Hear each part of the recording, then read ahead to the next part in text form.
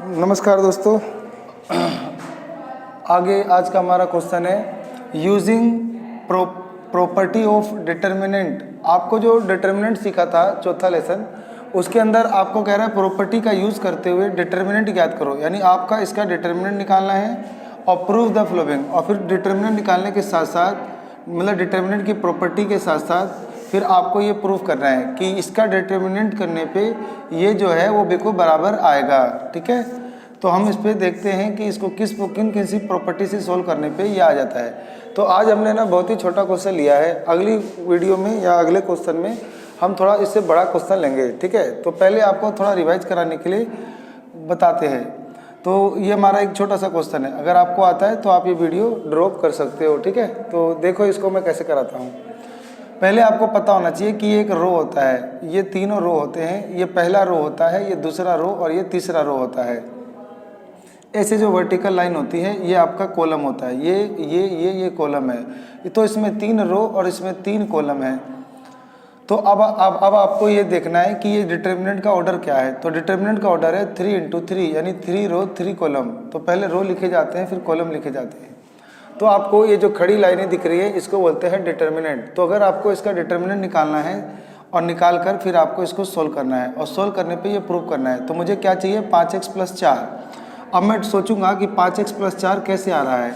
तो देखो, अगर मैं इस रो को इस रो को जोड़ दूँ, यानी हम पूरे रो को जोड़ दें R1 R2 R3, तो इनको जोड़ने पे 2 2 4 और एक 5x + 4 आ जाएगा। इसको भी जोड़ने पे वही आएगा, इसको भी जोड़ने पे वही आएगा। तो हम क्या करते हैं, हम लिखेंगे अप्लाइंग।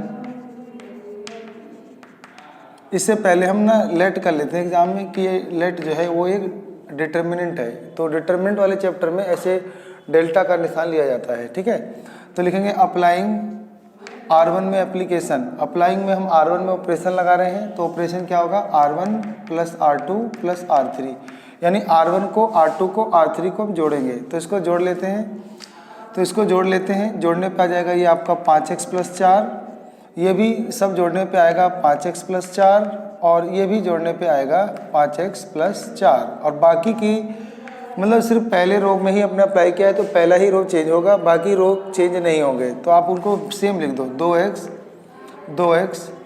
x + 4 2x और ये 2x और x + 4, ऐसे हमने पुट कर दिया। उसके बाद हम क्या करेंगे, हम ना ये सारा सेम है, तो हम ना जब एक रो में या कॉलम में जब सारी संख्याएं सेम हो जाती है तो हम कॉमन निकाल लेंगे। तो इसको लिखेंगे कॉमन। तो लिखेंगे टेकिंग कॉमन या taking out common 5x + 4 from row 1, यानी पहले रो में से हम ये सारे कॉमन निकाल लेंगे। तो ये आपका आ जाएगा 5x + 4 कॉमन निकाल लेंगे, ब्रैकेट में लगा देंगे और आपका बचेगा 1 1 1। जब हम कॉमन निकालते हैं तो हम मल्टीप्लाई में 1 छोड़ना होता है, बाकी सब आप बिना छेड़े रहने देंगे। ठीक है, अब आपको क्या करना होता है, कोई भी अब ना यहाँ पर जब ये कोई रो या कॉलम सेम हो जाते हैं तो इन्हें आपस में माइनस करके 0 बना दो। 0 बनाने के इसलिए कारण होता है ताकि डिटर्मिनेंट बहुत जल्दी से निकल आए। अब हम इन्हें 0 बनाने के लिए क्या करेंगे, तो हम अब कुछ ऑपरेशन अप्लाइंग करेंगे। ठीक है, तो हम लिखेंगे अप्लाइंग। तो हम ऑपरेशन अप्लाई करेंगे। हम ना ये जो कॉलम है, ये कॉलम है, तो हम इस कॉलम में से ये घटा देंगे, तो किसी भी कॉलम को हम घटा देंगे आपस में। तो मैं पहले क्या करता हूँ, अप्लाई C1 में से C3 घटा देता हूँ, ऐसे C2 में भी ऑपरेशन लगा के C3 घटा देता हूँ। तो मतलब इस कॉलम 1 में से कॉलम 3 घटा देता हूँ। तो कॉलम 1 क्या है, 1 में से 1 गया तो 0 हो जाएगा। तो अब मैं लिख देता हूँ 5x + 4। अब देखो ध्यान से, मैं ना कॉलम 1 में से कॉलम 3 घटाने जा रहा हूँ, तो 1 में से 1 गया तो यहाँ पे 0 आ जाएगा। फिर ऐसे ही 2x में से 2x गया तो ये 0 आ जाएगा। ऐसे ही ये 2x में से ये घटाना है। जब 2x में से ये घटाओगे तो क्या होगा, तो देखो मैं यहाँ लिखता हूँ 2x में से हम घटाने जा रहे हैं x + 4, तो ये ब्रैकेट में है। तो 2x ये अंदर जाएगा तो -x और ये जाएगा -4, तो ये घट जाएगा x - 4। तो आप यहाँ पे लिख दोगे x - 4। ऐसे ही फिर तुम ना दूसरे C2 - C3 कर रहे हो, यानी दूसरे कॉलम में ऑपरेशन कर रहे हो, उसमें से आप क्या करोगे, कॉलम 3 घटाने जा रहे हो।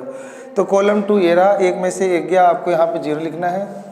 फिर यहाँ पर इसमें से ये घटाओ। अब इसमें से ये घटाओगे तो क्या आएगा, सोचो, तो x प्लस 4 में से जब हम तुम 2x घटाओगे तो घटाने पे आ जाएगा आपका x में से ये गया तो माइनस एक्स प्लस 4 आ जाएगा। अगर मैं माइनस कॉमन ले लूँ तो ये आपका हो जाएगा रुक जाओ, इसको घटाओगे तो आपका 4 माइनस एक्स आ जाएगा। ठीक है, तो 4 माइनस एक्स आ जाएगा, माइनस का एक कॉमन लोगे तो x माइनस का 4 आ जाएगा। तो हम इसको लिख देंगे माइनस का कॉलम एक कॉमन ले लिया था तो x माइनस 4 ऐसे लिख देंगे हम। ठीक है, ऐसे ही हम दूसरा आ जाएंगे तो इसमें से ये घटाएंगे, तो जब इसमें से ये घटाओगे तो बिल्कुल जो अभी किया था उसमें से घटाने में x माइनस 4 आया था, तो आप यहाँ पे क्या लिख दोगे x माइनस 4, और बाकी तीसरा वाला आप सेम रहने दोगे। ठीक है, तो ये हो जाएगा आपका 1, ये हो जाएगा 2x और ये जाएगा x प्लस का 4। अब हमारे पास अधिकतम से अधिकतम जो है वो 0 बन गए हैं। अब हम क्या करेंगे, अब हम क्रॉस एक्सपेंडिंग कर देंगे, तो लिख देंगे एक्सपेंडिंग अलोंग, इसको रो 1 से आप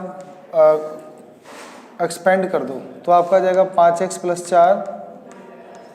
एक्सपेंड कैसे करते हैं, अब जैसे ये लिखते हैं 0 और फिर ये रो ये कॉलम छोड़कर इनका डिटर्मिनेंट, तो ये तो 0 ही आएगा। ऐसे ही फिर माइनस 0 लिखकर फिर ये रो ये कॉलम छोड़कर इनका डिटर्मिनेंट और फिर जो बच गया उसका डिटर्मिनेंट। तो मैं ऐसा करता हूँ सिर्फ एक का लिख लेता हूँ क्योंकि ये तो 0 ही होने हैं, तो एक का डिटर्मिनेंट इनके साथ, क्योंकि ये रो ये कॉलम छोड़ देंगे तो बचेंगे ये 4, तो लेंगे 0 माइनस एक्स माइनस 4 और ये x माइनस 4 ब्रैकेट लगा लो और ये x माइनस 4।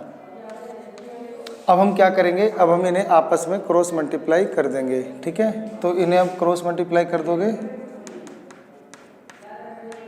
तो एक का तो एक ही होगा, ये इससे मल्टीप्लाई होगा तो ये आपका 0 हो जाएगा, और फिर ये इससे मल्टीप्लाई होगा तो माइनस प्लस हो जाएगा। तो एक माइनस है, फॉर्मूले में माइनस होता है, तो इस मतलब इनका मल्टीप्लाई में से इनके मल्टीप्लाई को माइनस किया जाता है, तो माइनस और ये खुद माइनस है तो प्लस हो जाएगा। तो x माइनस 4 सेम है, इनका होल स्क्वायर हो जाएगा। तो अब आपका आ जाएगा 5x माइनस का 4 और ये आपका मल्टीप्लाई होने पर रहेगा x माइनस 4 का होल स्क्वायर, और यहाँ पर हमने दे रखा है 4 माइनस एक्स का होल स्क्वायर। तो अगर हम यहाँ पर आंसर मैच करना चाहते हैं तो हम यहाँ से एक माइनस का कॉमन निकाल लेंगे, तो माइनस की एक कॉमन निकालने पे ये 4 माइनस एक्स आ जाएगा और इनका होल स्क्वायर है। तो फिर हम जब इसका होल स्क्वायर खोलेंगे तो माइनस 1 का स्क्वायर प्लस 1 ही आ जाएगा, और ऐसे ही फिर 4 माइनस एक्स का होल स्क्वायर बच जाएगा।